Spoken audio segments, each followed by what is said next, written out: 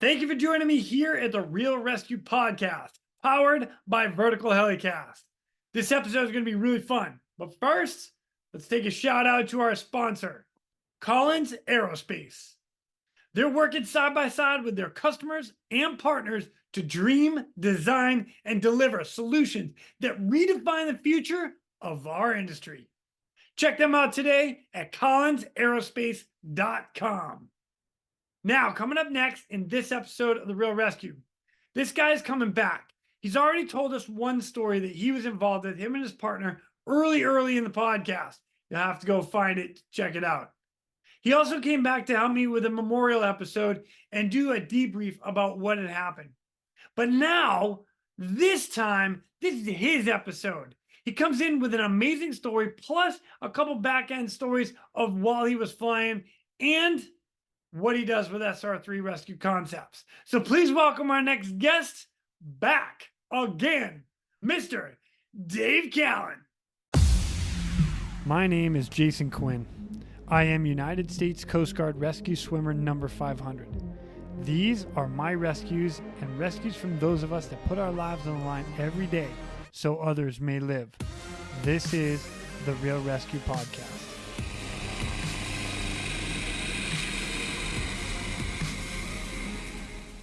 Ladies and gentlemen, welcome back to The Real Rescue.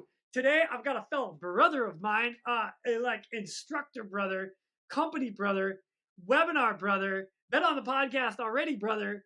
Dude, actually, shit, Dave, we've done a lot together. It's kind of ridiculous. It's awesome. Oh, hold on, though. Ladies and gentlemen, Mr. Dave Callen. What's up, Dave? How are you, brother?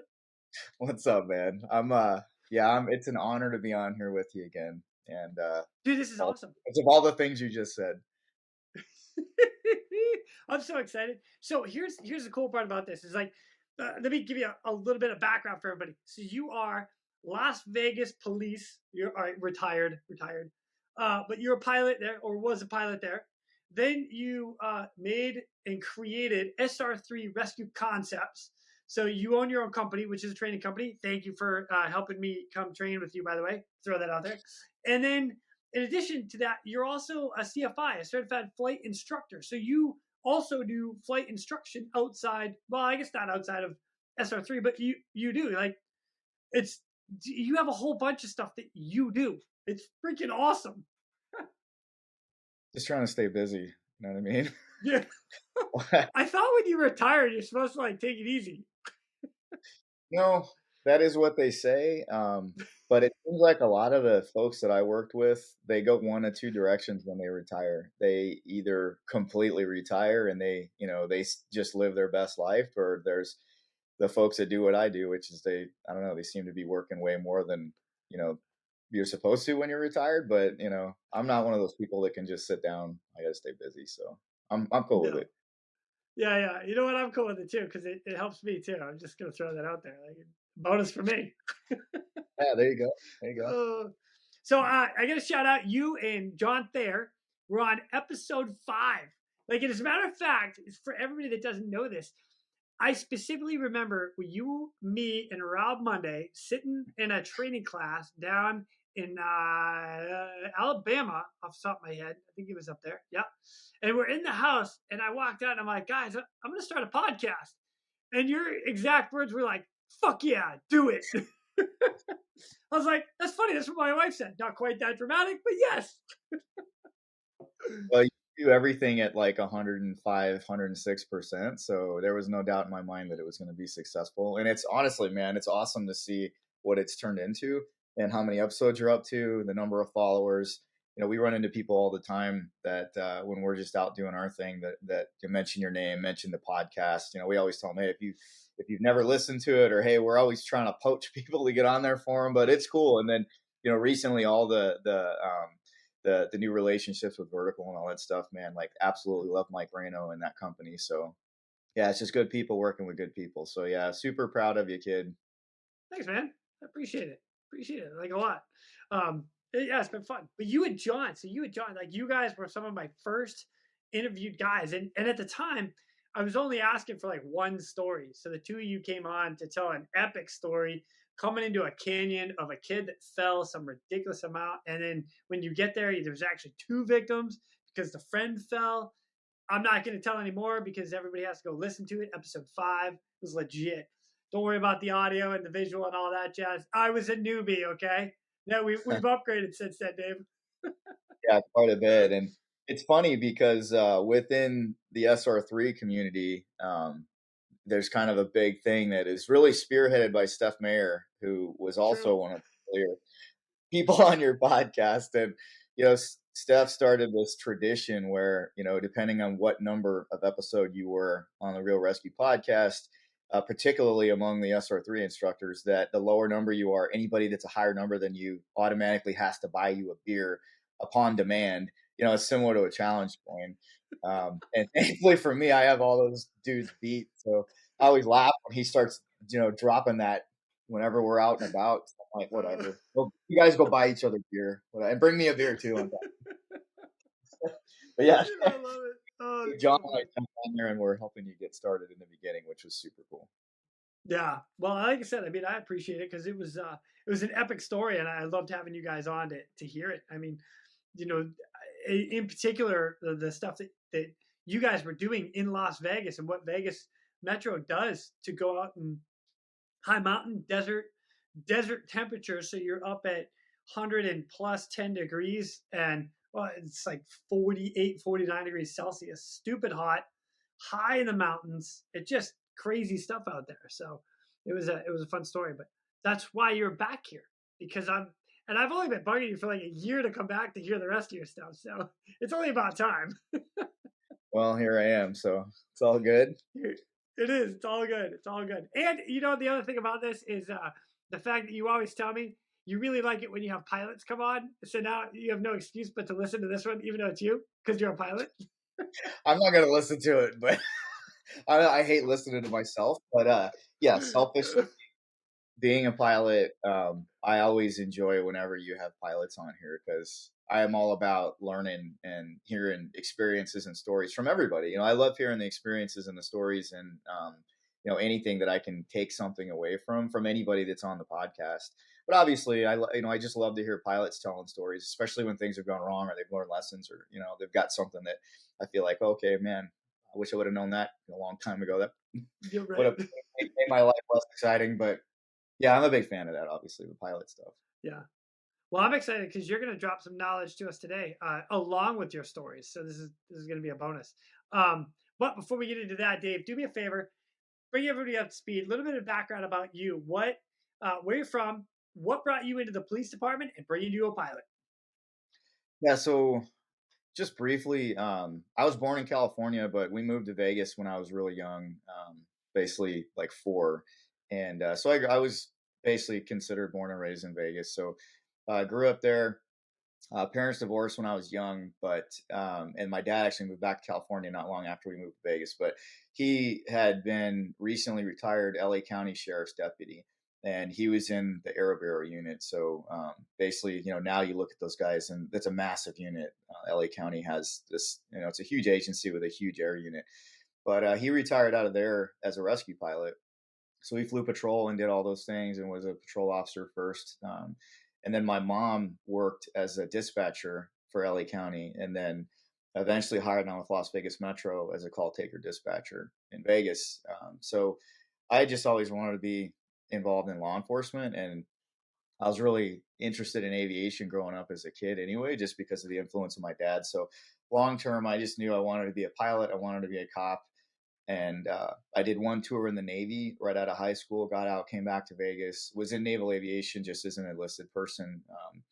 And yeah, when I got back to Vegas, just needed a job right away, went to work for Southwest Airlines for a stint just to kind of pay the bills, but then tested and got hired with Las Vegas Metro Police right at the beginning of 2000. And I did 7 years in patrol and then tested for the air unit and got pulled up there. Long story short, I did about 9 years as a. Dave, don't do that to me. Don't make a long story short. This is these are you some can random extend for details. me, man. Oh no, everybody's heard this stuff, but yeah, I I was haven't. fortunate.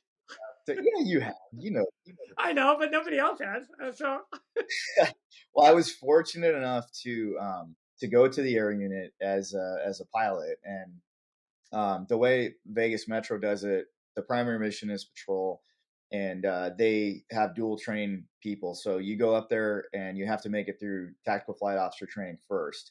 So made it through the TFO training, and then got assigned my primary flight instructor. Went through flight training, got my private and commercial rotorcraft, and started flying patrol.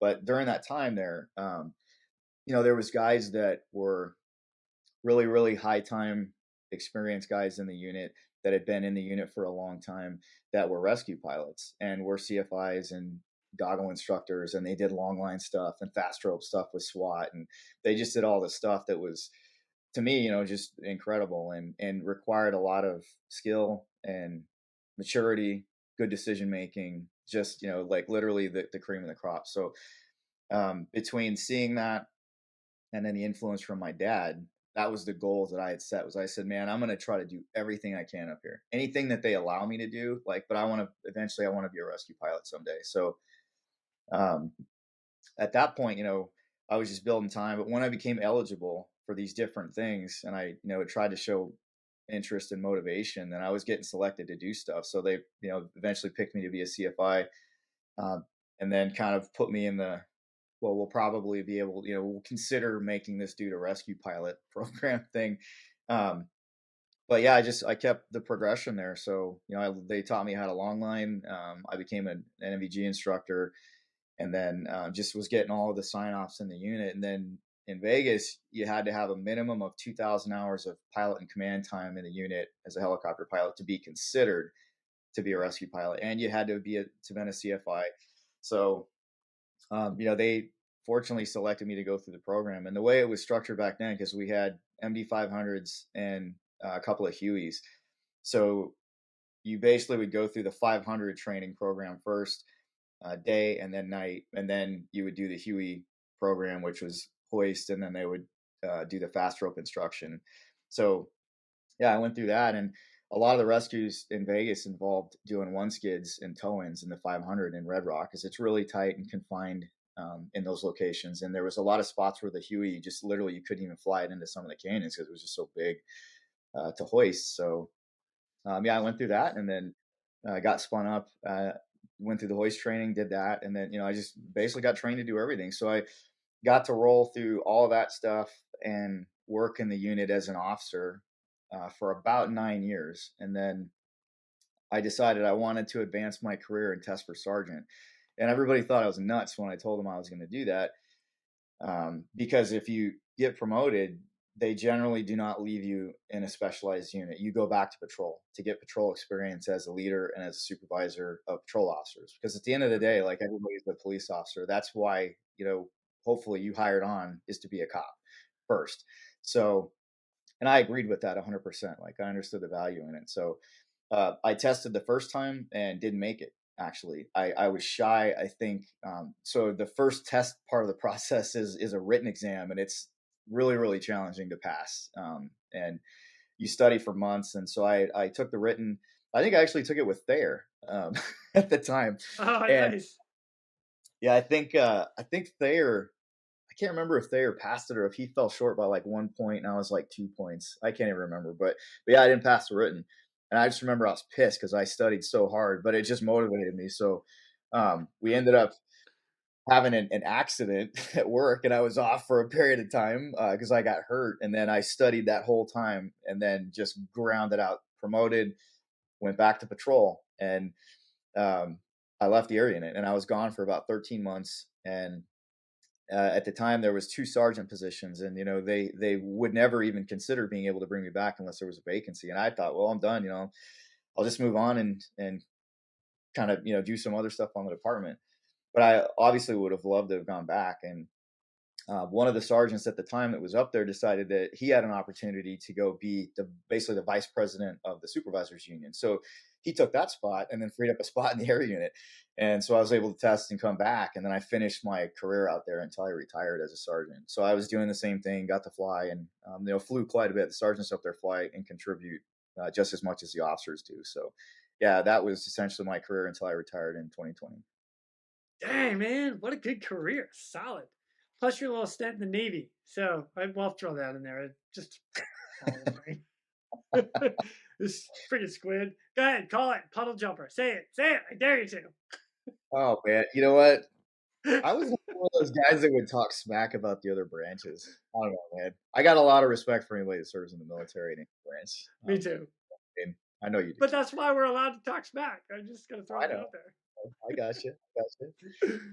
You know what? The only reason I can talk smack to you is because I know if we were to roll, I would get my ass handed to me. So Oh man, I like that. The little head nod right there. I got back problems these days, man. I don't Yeah. know. Right. I'm Yeah. getting used to Whatever. soft these Hey, days. you mentioned two things that I want to just to get a little bit of clarification on. You had mentioned doing the MD 500. You guys would do a lot of tow-ins and one skids, like one skid landing rescues. Now, I know what that is, but for everybody that doesn't know what that is, walk us through what is a tow-in? So a tow-in was something that we would do occasionally. We would only do it when we absolutely had to. And going back actually to that rescue that John and I spoke to you about on episode 5, that was an example of when it was a necessity just to insert the guys. But basically, you fly in a helicopter like the 500, you have one or two rescuers in the back, and ideally you want to put. Well, ideally you can land with two skids on the ground, but in these situations it's generally not possible. So ideally you try to put an entire skid on the left side, the same side the pilot's on. In this case, in the 500, you balance it, and the guys can climb in and out very slowly to where it doesn't disturb the aircraft anymore, than it needs to. But with a tow-in, the terrain may drop off, and just because of the clearances of the rotor disc and the tail, you have to go in there, and literally it's all you can put on is the toe of the skid. So when we did tow-ins, we would only do it for insertions. We wouldn't do it for extractions, with the exception of when we had to extract the kids on that episode, because there's no other way to do it. But for our insertions, what we would do is come in and put ideally the left toe on some terrain, and then generally it would kind of drop off, and that's why you're doing the toe in. But our guys would climb out onto the skid, and then very slowly, there's some grab handles. They would walk forward along the skid, past me with the doors off, and then step off that way. They could also climb on that way. So we could do extractions with our rescuers that way, but we would obviously never expect a civilian or a citizen to be able to do that. That's ridiculously dangerous. But if we had to get our guys in and out, we could do it that way. But ideally, it would be with a more traditional one skid, and that was the majority of how we did it. And we would short haul in the 500 also, but only when it was necessary.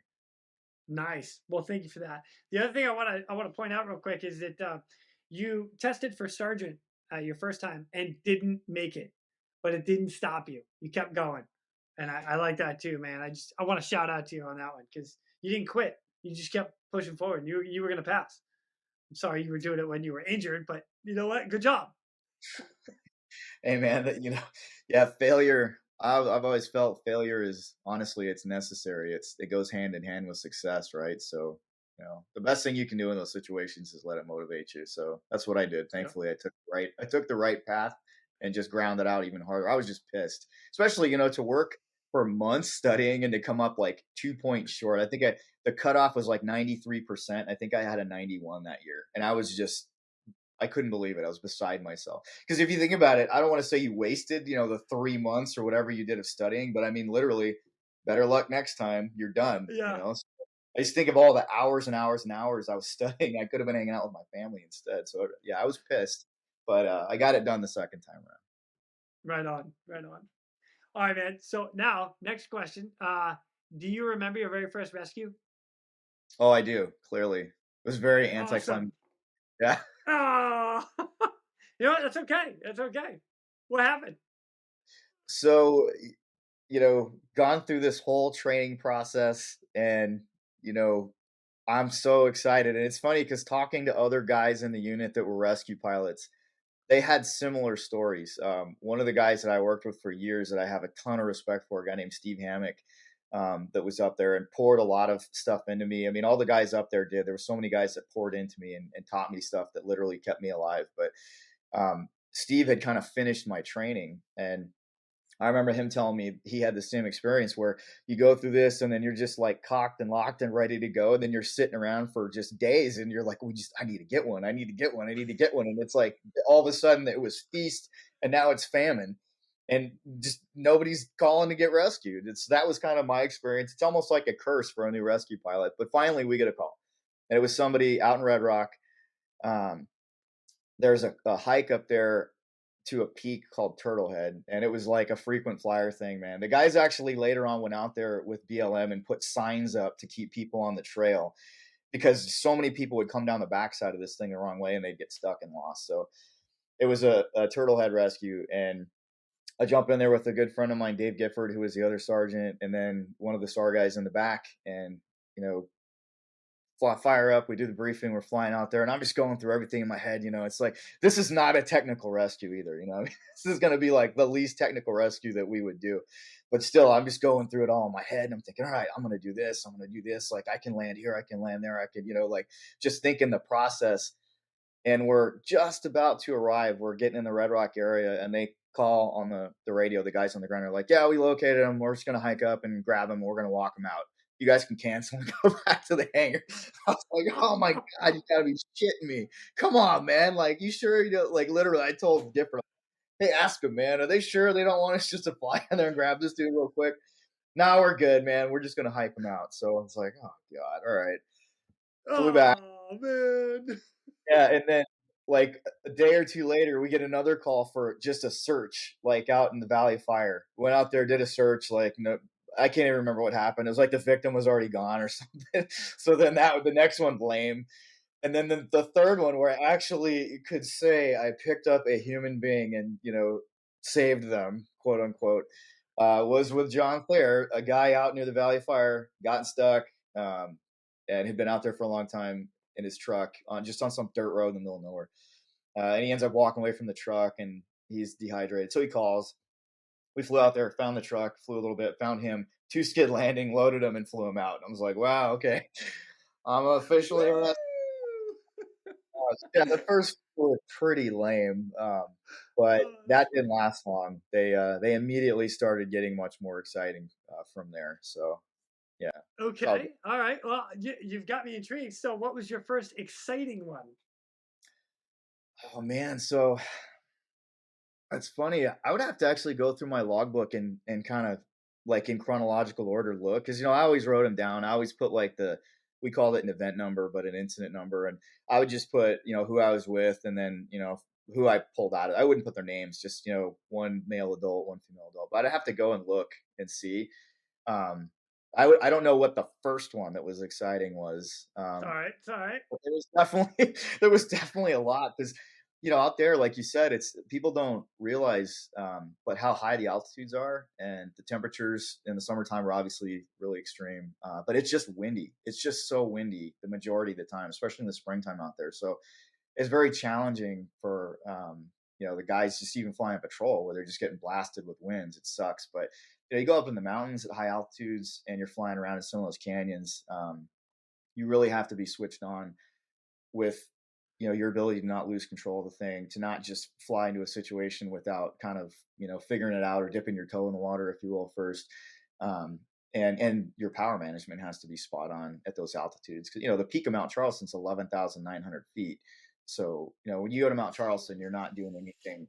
Usually in the like 9, 10, 11 range is kind of like where we would go up there and hoist. And those are high altitudes. And, then you throw in the mix of wind and temperature. And I mean, you really, really have to be, on it and, flying cautiously, I should say.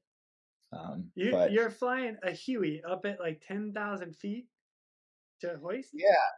And so that was one Damn, thing. man.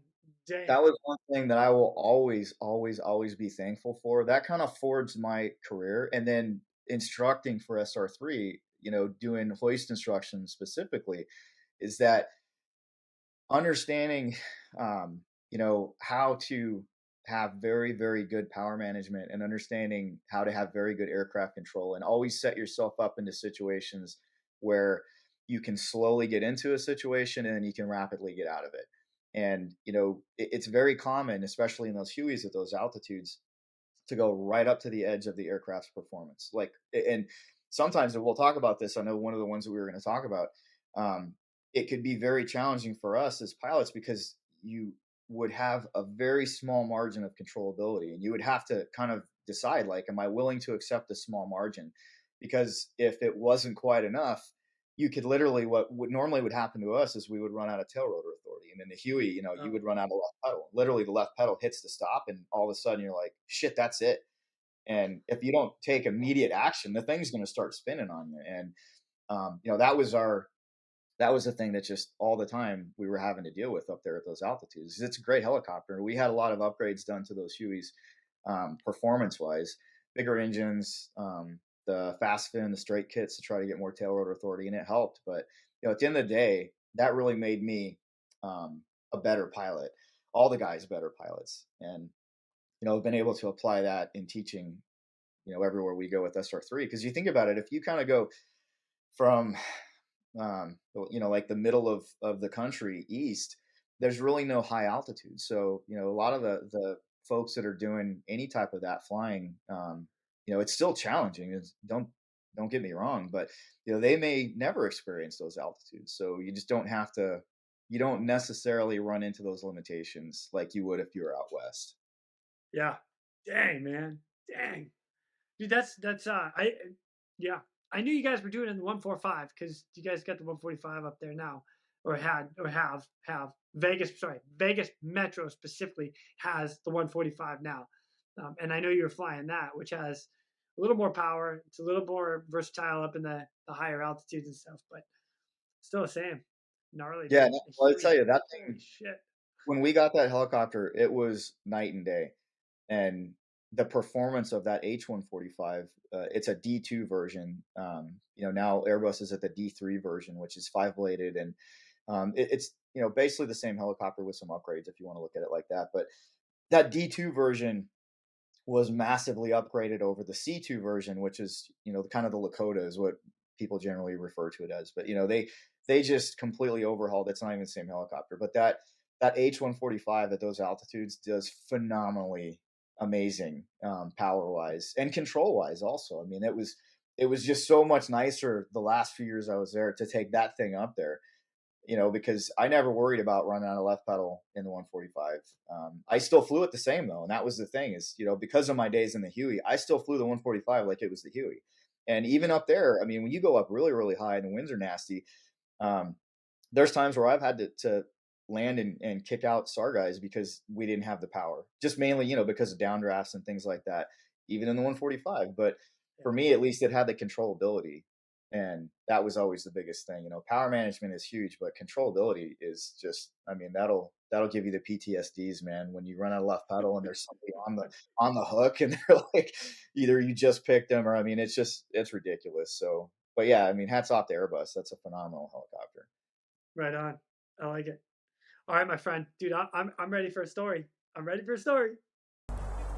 We're gonna divert real quick to thank our sponsors. Collins Aerospace Goodrich. Whether your mission is saving lives or servicing high-value assets, Collins Aerospace's Goodrich hoists stay ready to assist. Features such as single-point payout reduce the potential for hoist-induced load swings, enhancing overall safety.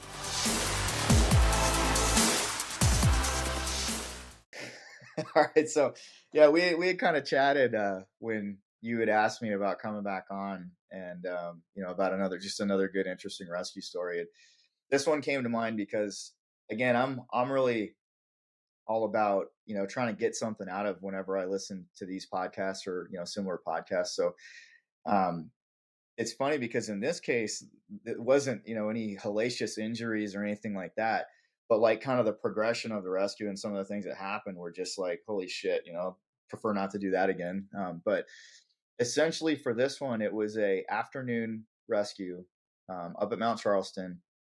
There was a single adult female hiker.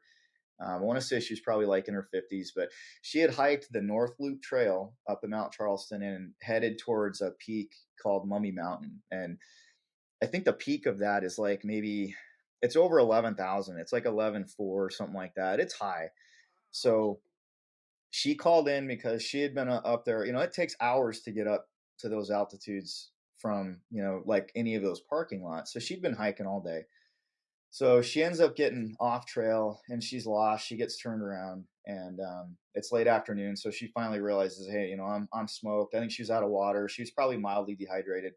So she calls in, and this was before the 145. We had the Hueys.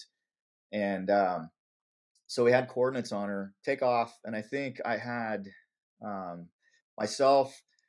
Co-pilot was Dave Brooks, who is actually still in the unit today. He's a sergeant, phenomenal guy. Love Nice. Dave Brooks. So he was, Brooksy. So he was with me as my co-pilot in Huey. And then I had, I think Thayer was with me. Thayer's always with me when shit goes sideways. I don't know why. And then I had two other SAR guys too, and I can't remember who they were. But basically, so we fly up there with a crew of 5. That was our standard complement in the Huey. And, we're full of gas. So we fly up there, and the winds aren't really bad. They were fairly light, and we find her, and she's, I don't know, she was just over 11,000 feet in elevation, like maybe 11,200 or something like that. So we kind of find her on this downhill side of the peak, and we're kind of doing some orbits, and it was in this kind of a not like a tight, but just kind of like a bowl type section. So there was really kind of only 2 ways to go in there. So made a couple of approaches, and again, for me, flying at those altitudes, for anybody that hasn't, like, you really have to think about a few things, like making your approaches flat, trying to slow down gradually, approaching the terrain on an angle if possible, so that you're not flying directly at like rising terrain, so that you don't have to make an aggressive 90-degree plus turn to get away from it. So those are all things that we did as a standard. So made a couple of approaches on an angle, flat, just decelerating slowly, trying to, when I still was far away from the terrain, get the power set to where I knew, I was below translational. So the majority of the power and the pedal were in there before I was really committed and close to the terrain, to where, if anything happens, and usually, again, it's you're running out of left pedal, you just lower a little collective, push forward, and you're like, nope, you go around. So that was really common, that kind of testing out period. And it always sucked because, you take off in the Huey and you're full of gas. Like, we had 2 hours of gas on board, and we always needed it. So, you would just have to either burn the gas, or you would have to land and kick out the fattest SAR guy, which I always laugh when we're teaching SR3 voice classes, when we talk about these things. It sucks because there's always the current, fattest SAR guy. And I say fat, like out of He's shape. usually jacked. It's the big, yeah. My biceps are the size of my freaking quads. What?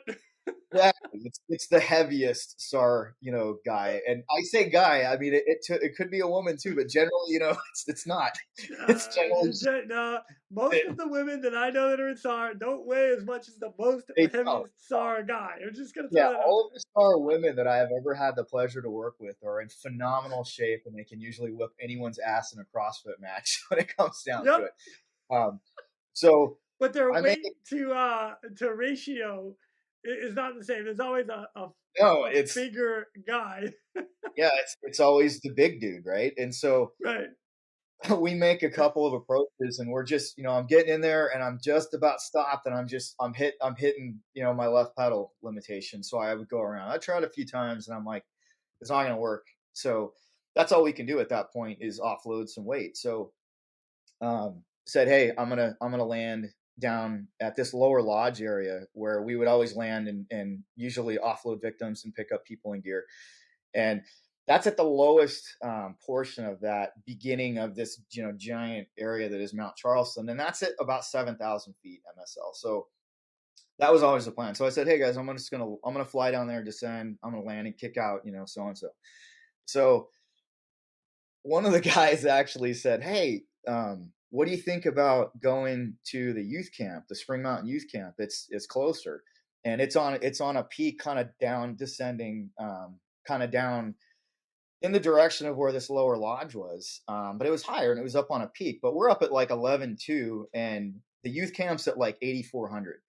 So I was like, yeah, actually, like we could probably do that, because it's basically like it's like a youth detention facility that's up there on this peak. And there's a big football field with, a road that goes up there. It's a legit full-size football field with light poles and everything. And so they're like, hey, we could have the resident officer, who he's already listening on the radio. And he's like, oh yeah, I'm really close, so I can just go up there. I can open the gate, and, you guys can use this as your staging area. And it's like half the distance. So I was like, yeah, actually, that's fine. Like, we can go land up there. So we descend down there and, kind of recon the area. I'm looking at it, and it's on this, it legit is on a peak, and the terrain, it's on kind of a, not like a full ridge line because there's a facility up there, but it kind of drops off on three sides, if you will. So the winds are pretty light, really nothing, to write home about. So I set up for this approach, and I'm coming in nice and slow and smooth. I get the power locked in, and the angle that I picked, it just wasn't good. Like, we were kind of like, I could tell as soon as I started to drop out of translational, the power comes in. I'm like, yeah, I don't like that. It's just, it doesn't like facing this direction. So we go around, and Brooks is like, yeah, okay, cool. I kind of felt that too. So I'm like, hey, I'm going to come around, and I'm going to come at it from this angle. And this will be good because, we'll be able to peel away. We're kind of on a 45. Like, I'm doing all the math because I'm still like, I'm not going to get bit up here. Like this, we're still high. I mean, 8,400 feet is still high.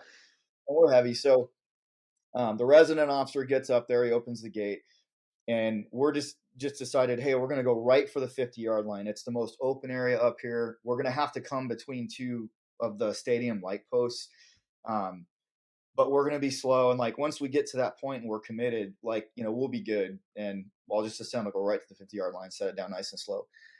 So we set up for this different direction approach, and it's only maybe 45 degrees off, but I could tell, like, this is where the wind's coming from. We're good. So as soon as we start the approach, everything feels great, like smooth, no issues at all. I remember telling Dave, I was like, this is good. This feels really good. And he's like, yeah, it feels good. So we're just chugging along nice and slow. Power gets set, a decent amount of pedal in there. But again, like, that's a critical thing, is, trying to get slow as early as you can to where most of that power and pedal required is in there. So, the thing that people don't realize is that if, like, you're descending like a steep approach in there, your power setting is really low. And then if you go to, now once you get close to the bottom and you're close to the ground, and you go to slow down and you pull in all this collective, well, all this left pedal comes in. And if you don't know how much it's going to take, you could literally like pull, hit the stop, and now you're close to the ground and you're screwed, right? So that was always the mentality. So did everything textbook, everything's good. And we're close. There's, but there's a good enough margin of left pedal on this approach that I felt like it's fine. And it's totally smooth too. So everything's good. And just as we're coming, just short final, and I kind of remember thinking in my mind, like, okay, I'm going to commit to this landing. We just kind of descend between those light poles, and they're spread out, but they're tall. Yeah. We just got below the level of them, and all of a sudden the wind changed and the nose started to go right, and I put in left pedal, bang, hits the stop, and the nose keeps going. And I remember it's the only time in my whole career where I ever said shit. Like, I literally said shit. And it's so cliche and hilarious because, like, that's the last thing those guys want to hear, right? But it caught me hard. So now, like, I'm on the stop, and I have two choices really quick. It's like, okay, lower some collective, try to stop this thing, and commit to the landing. And I wasn't sure, that by lowering that collective, and then once we got close to the ground, pulling again, if the nose was going to, like, if we were rotating at all, there was a good chance, we would touch down but roll over. And, oh my God, that's not ideal. So, I just really quickly, I remember doing the math, and I'm like, shit, we're still moving forward. Obviously, the more I slow down, the worse this problem's going to get, even though, we're probably doing 10 knots ground speed, maybe something like that. But I just knew, like, this is going to be bad. I'm going to have to get really lucky to actually get this thing to not rotate when I set it down. And then it's okay. I just kick everybody out and then, probably be able to take off. But I just decided I'm going around. So I had to kind of lock the collective where it was because I don't want to pull. I mean, even one more pound of torque, it's going to get worse. Right. So, I push forward and I'm just trying to milk the collective, and we're still kind of descending because it's like, all right, I don't want to climb any more than I have to because the more I pull, the worse this shit's going to get. So I just drive this thing forward between the next two satellite poles, which are on the other side of the 50-yard line, on the other side of the stadium. And, the nose is like probably, 30 degrees now. And this thing is just shaking and it's pissed, and I'm just every like ounce of trying not to pull any more than we had to clear it. So it's just like shaking sideways and it wants to snap and go to the right. And we barely clear the next set of light poles, and then it drops off like several thousand feet immediately. And so it just lower the collective, push forward, and then as soon as it started, like we're flying and everything's normal again. And I remember Brooks was like, "What the fuck was that?" And I was like, "Dude, I don't know." Like everything was good. Even the guys in the back, they're holding on. Oh, that ain't normal. But I mean, we've been this close on a nice day, just balling that thing up on the side of the mountain, just trying to land and kick somebody out. We hadn't even done the rescue yet, and then there's so many things that come into mind too, is we always talk in some of our SR3 classes, like, especially if you're the only agency or you're a small agency that's doing SAR, if you have an accident, who rescues the rescuers? And even then, like, a huge problem now all of a sudden. So say we would have balled that thing up there, even with minor injuries. Well, now we got to spin up a whole nother crew. There's two major problems. We've got a crashed helicopter with 5 dudes up on the top of a mountain at 8,400 feet, and we still have a female victim up there. And the sun's, starting to get low. So, for me, it's funny now, and like we all laughed about it. Even, I was talking to Dave Brooks not long ago when we went out to Vegas and we were talking about it. He's laughing. He's like, "Oh yeah, I remember that." I was like, "Dude, that put a big pile of shit in my pants when that happened." And then on top of it, like you just had the crap scared out of you. Well, guess what? Like you barely even started this mission. Like you still need to go up there and get that lady. So like put that in the back of your mind. Don't think about it anymore. So we go around. And right away, I'm like, we are going to the lodge down to 7,000 where there's no peak and I can make a much simpler approach, and everybody's like, yeah, that's a good idea. So we go down there, land, we kick out our fattest SAR guy. We climb back up there to 11.2 where this lady is. And so now, I gotta insert one of our rescuers up there to where she is. So I go up there and I've got Chris LeBlanc, who is the SAR sergeant at the time.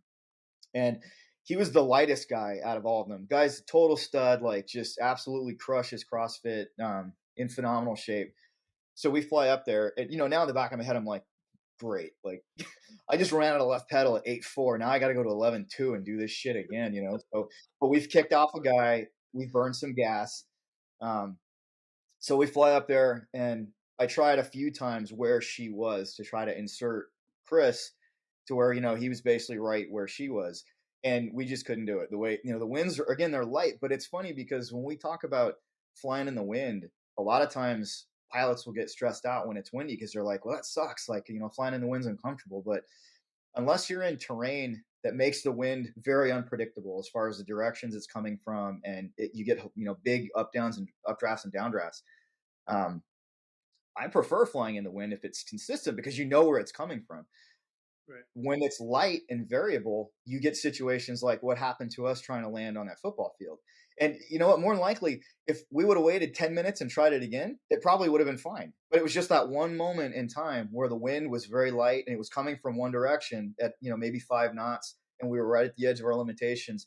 And then it just, it probably started coming up the face of the mountain, coming over the top, and it changed direction. And now all of a sudden, 5 knots here turns into 10 knots here, and that's enough in the mountains to push you over the edge and cause a major incident. So, it's almost sucks when it's like that because it can change, just like that. And that's what happened. So we go up there and I try a few times and the same thing. I'm just right at the limitation of the pedal. And so I told Chris, I'm like, man, I hate to do this to you, but I might have to come down a little bit lower, just maybe another 500 feet or more down this little valley and try to find a area where the wind is either gone or consistent, and that little bit of altitude will give us a little bit of pedal and I can get you inserted. So I do that. I go down and I insert Chris, and he's going to have to hike up to her. And, they don't care. They're just, especially when stuff like that happens, a lot of times they're like, you could put me out anywhere and I'll hike just anywhere. Put me on the ground. So I put him out lower, and he's going to hike up to her. So, but now the issue is at the altitude I put him out at, like say it's, 10.7, call it 500 feet lower. Yeah. There's a little bit of extra left pedal that I was comfortable with. And so when you're talking about trying to get everybody out, normally we prefer to do a double up to try to get a victim with the rescuer. And that's ideal in this situation because if he can grab her, hike her back down to where I inserted him, and then we can do one double up extraction, get them both out, we're done. And then she doesn't have to ride by herself on the hook. That's ideal. That would have been the best case scenario, but we had a couple of issues now. So the sun was getting low. It was starting to get dark at this point.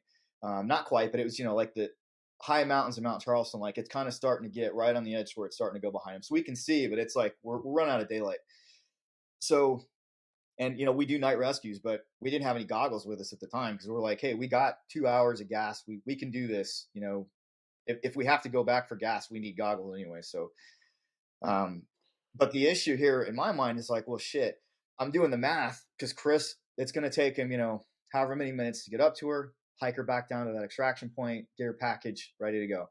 So I'm doing the math in my head. I'm like, all right, this many minutes have gone by. I've burned this many pounds of fuel, and I just about offset what I burned based on what I was going to take on now with her.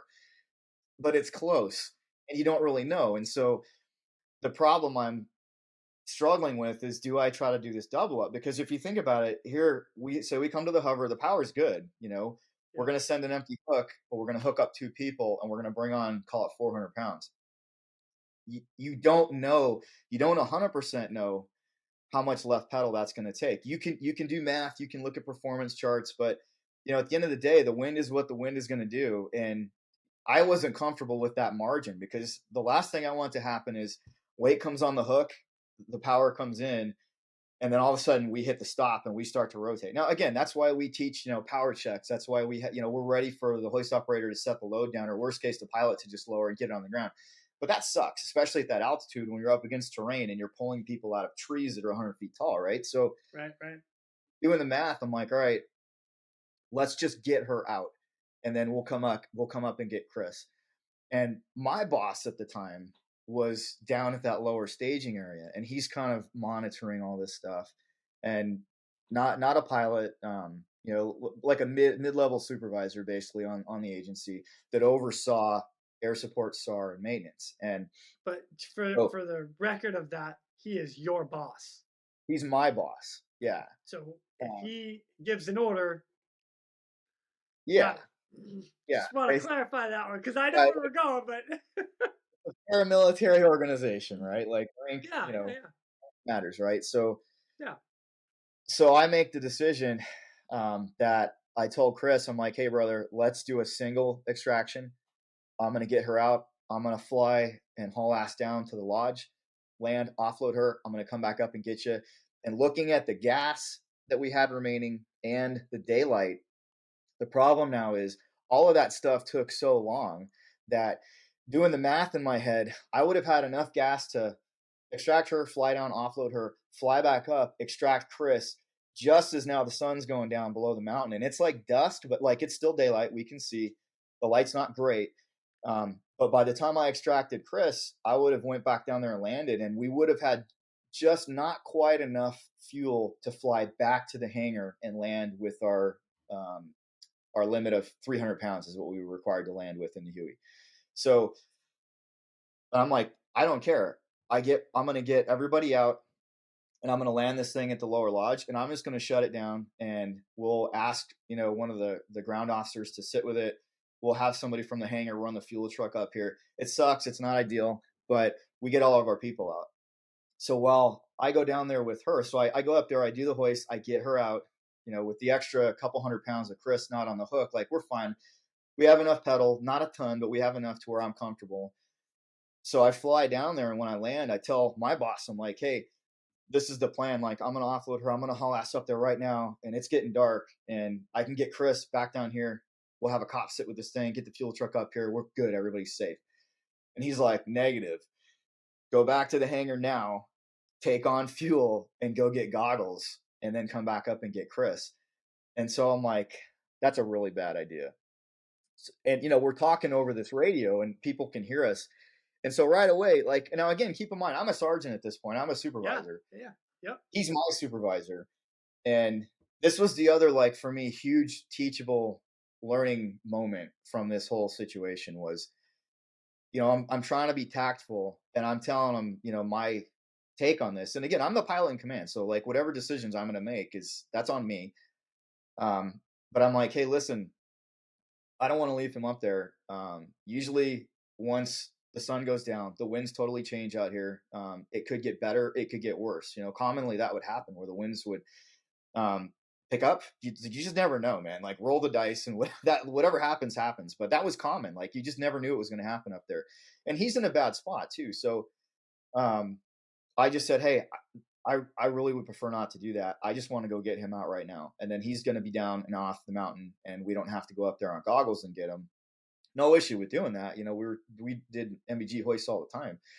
But to me, what's the risk of leaving him up there, coming back, hoisting at night at a high altitude, just so we could go back and get more gas? Why would we do that? It makes no sense. So we kind of went back and forth, but we're over radio that people can hear us, like all the people involved in this situation can hear us. So he basically is like, no, negative. Like I'm ordering you to go back there, get gas, get goggles, come back and get your guy. Like, okay. And I mean, he's Chris's boss also, right? Yeah. And, yeah. I get it. I believe you 100% get it right now. Yeah. And so I'm just like torched at this point. I'm pissed.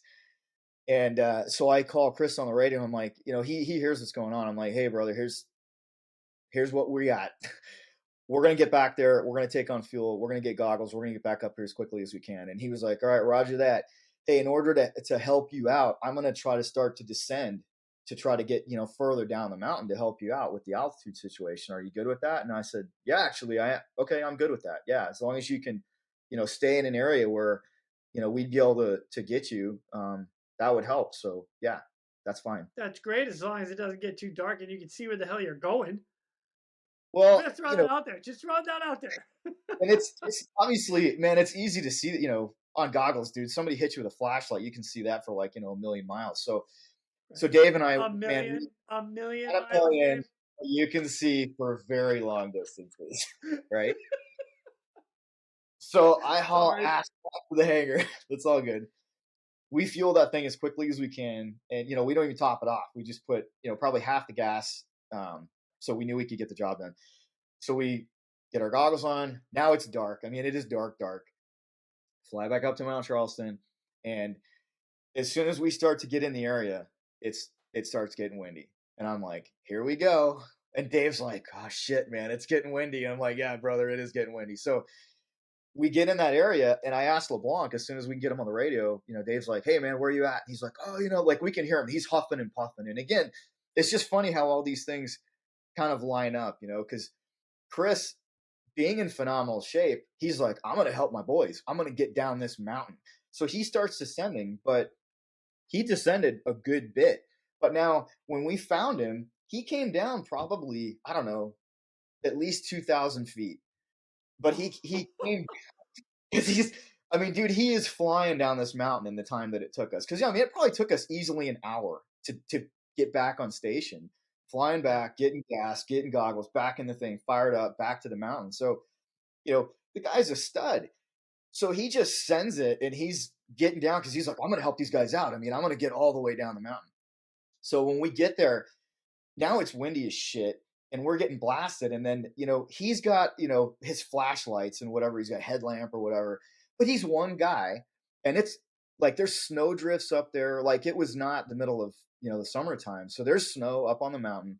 He's off a trail. He's just like Bear Grylls descending best he can to try to, get to an area where we can hoist him out. And he's motivated. So he ends up coming down into like a chute of a canyon. And it starts to tighten up. And when we see his light, we kind of fly up there and we're in that same plane. And, he's probably a couple thousand feet lower, but we start kind of orbiting. And I'm like, dude, he's in a tight spot now. Like, and, he has no idea. He can't see shit. All he can see is like what's 3 feet in front of him now. And so now he's in this horrible spot and it's windy. Like it's windy up there now. And so I try to make some, passes at the mouth of this canyon, and we're just getting beat to shit. And we can't get in there. And that, again, that's what I told my boss. I'm like, one of my concerns is that I come back up here and I can't get him out. Now what are we going to do? Like literally the helicopter will not do it. So, we make some passes and we can see him. And I'm like, dude, I can't get in where you're at. That's too tight. And these winds, like if it was calm, I could go in there really slow, but like we're getting just blasted. I can't commit to flying into this thing. And he's like, all right, Roger that. Like, where can I go? And so Dave's trying to tell him, well, hey, if you can work your way up and out of that thing onto this, this part of the ridge, like we can get you there. And he's like, yeah, I can't go that way. Like I'm stuck. I can't go this way. I can't go that way. Like I got to go down now. He's committed. So looking at that, I'm like, dude, I can't get you anywhere. If you keep going down that chute, we just can't get you out of there. And we even descended, another 1,000. We're like, well, maybe in here, like the winds were just shit. So I tell my boss who's still out there, and I'm like, hey, here's the situation. We cannot get him. He's gonna. And LeBlanc's like, I'm gonna just hike all the way out because there's a road that connects like the Kyle Canyon area and the Lee Canyon area, and it basically is a state route highway that connects the two. And he's like, I'm just gonna hike all the way down to the highway, and somebody can pick me up. And so my boss is like, all right, yeah, like I'll just, you guys, guide me in and tell me where to stop, and we're gonna watch his light work its way down the mountain. So that's what we had to do. So he eventually descended all the way down the mountain while we're just kind of watching him. And the whole time I'm thinking, man, he's by himself. There's nobody that's with him.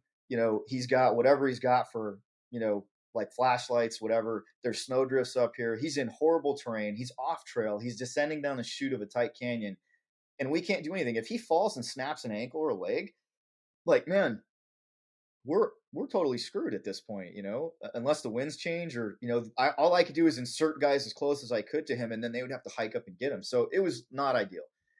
So long story short, he makes it all. Don't do that. Don't do that to me, Dave. Don't do that to me. He, we're watching his little light track all the way down, and Dave's trying to guide him, try to give him some advice as to where to go. But again, from our altitude, everything looks great. We're like, oh, just go that way. But as you guys know, when you're on the ground, it is 1,000 times. Like for the pilots, whenever you put guys, especially out in the mountains, you look at something, you'll go, oh, that's not that bad. And then when they get boots on the ground, they're like, this sucks. Do not put me here again.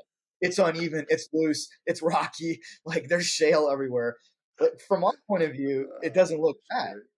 But, until you've literally walked a mile in their shoes, you don't know. So we tried to direct him as best we could in a safe path to get to the highway. So he finally makes it all the way down. Hike, and it's like descending terrain, and then he has to hike up a little bit to get up to where the highway is. So he finally gets there. Boss picks him up, runs him back to the hangar. And at this point, like I'm literally just like fuming. I'm so pissed, and really at myself. Like the person that needs to be pissed, or the brunt of it is me. And at least I did realize that. I'm like, I'm an idiot. Like I should have absolutely put my foot down and in hindsight, said, okay, I'm going to go up there and do it anyway.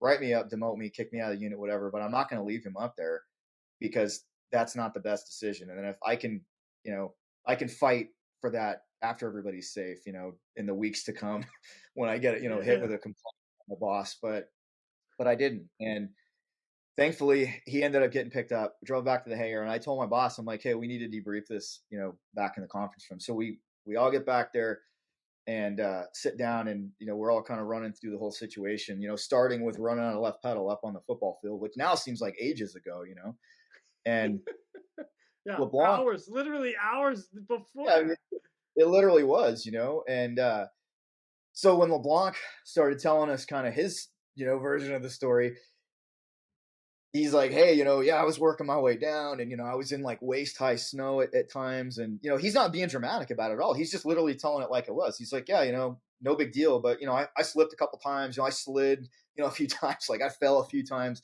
I was trying to figure out where I was going, and I'm just like, this was the stupidest thing. We are so much better than this. This was the dumbest thing we could have done. And if he would have gotten hurt up there, it would have been my fault.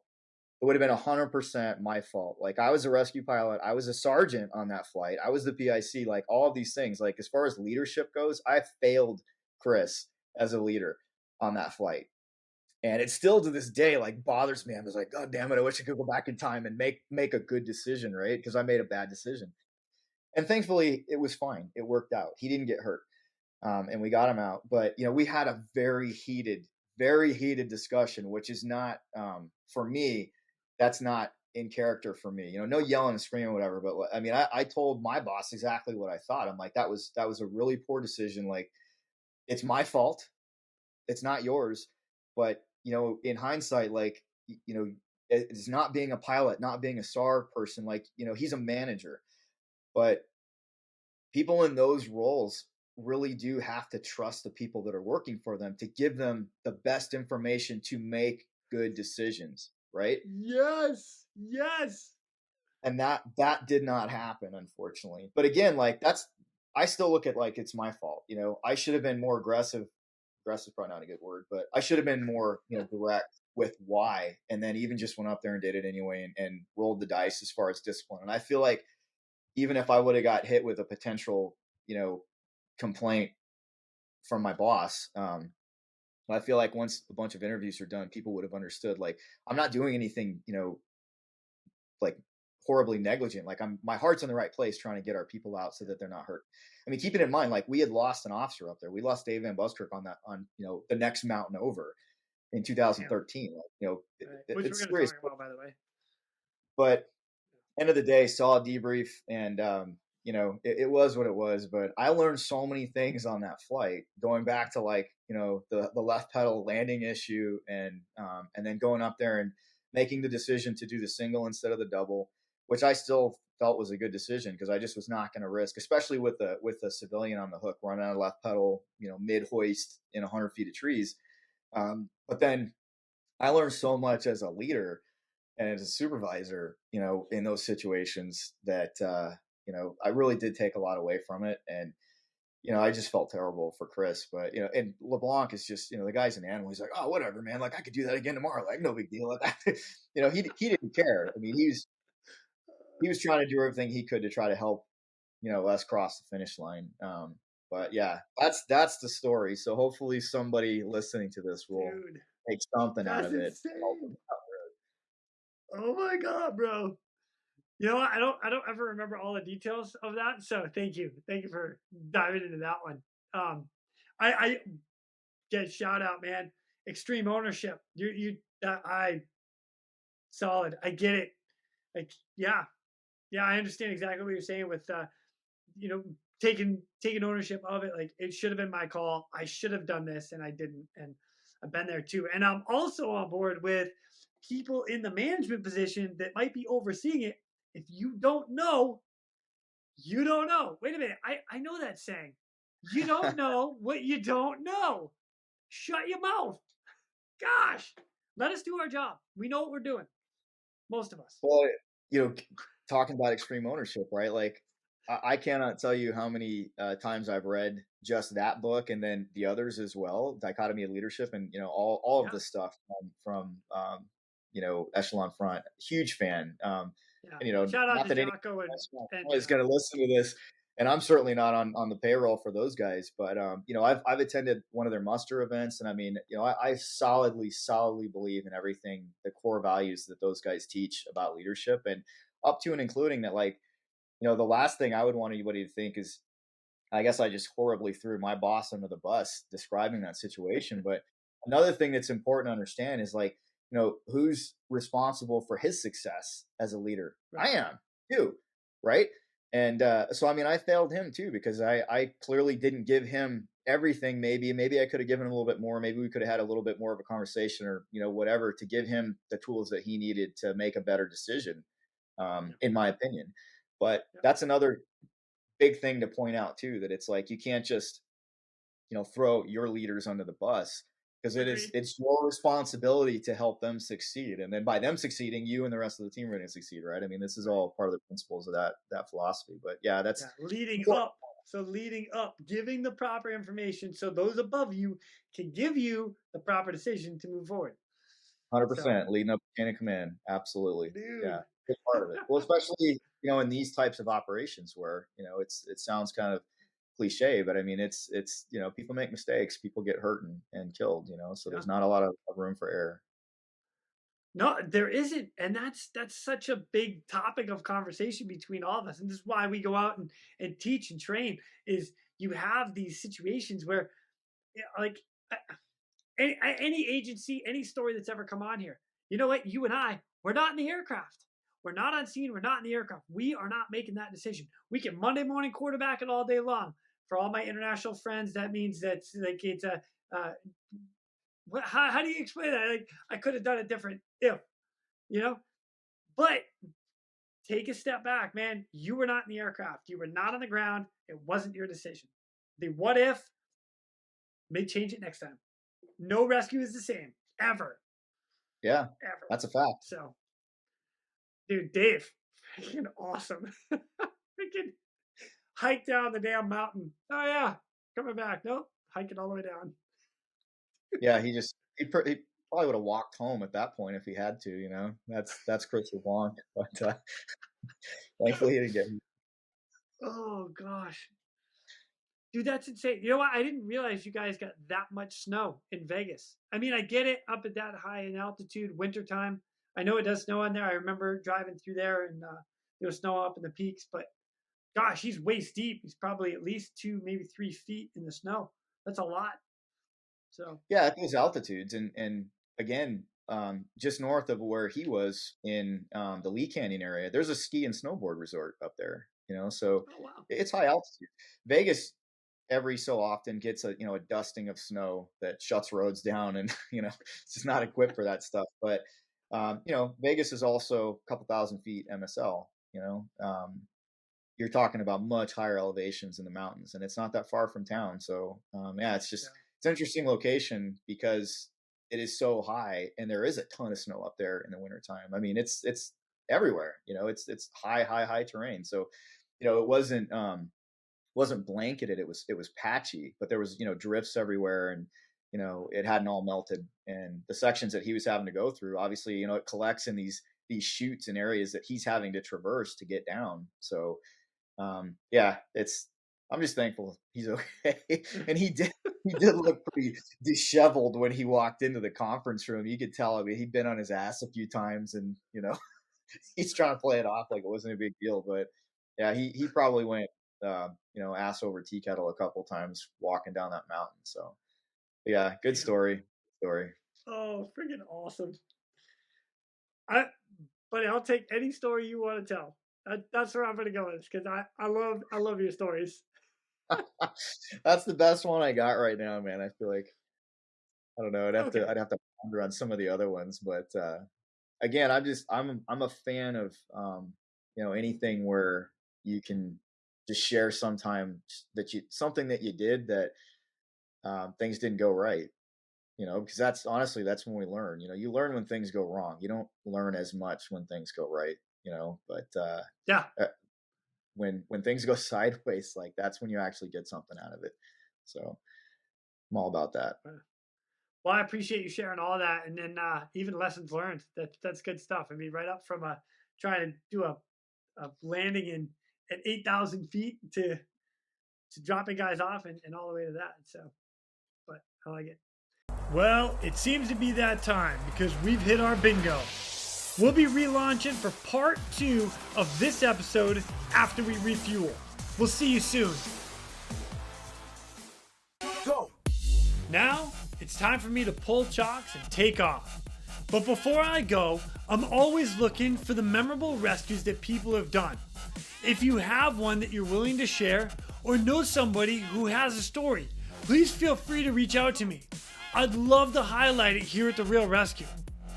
For everybody that is standing by for that SAR alarm, remember, those in distress are praying for a miracle. They are going to get you. So until next time, fly safe and swim hard. Thank you for joining me today here at the Real Rescue Podcast, powered by Vertical Helicast. We'd also like to say thank you to our sponsors for this episode. Collins Aerospace Goodrich. Whether your mission is saving lives or servicing high-value assets, Collins Aerospace's Goodrich hoists stay ready to assist. Features such as single-point payout reduce the potential for hoist-induced load swings, enhancing overall safety.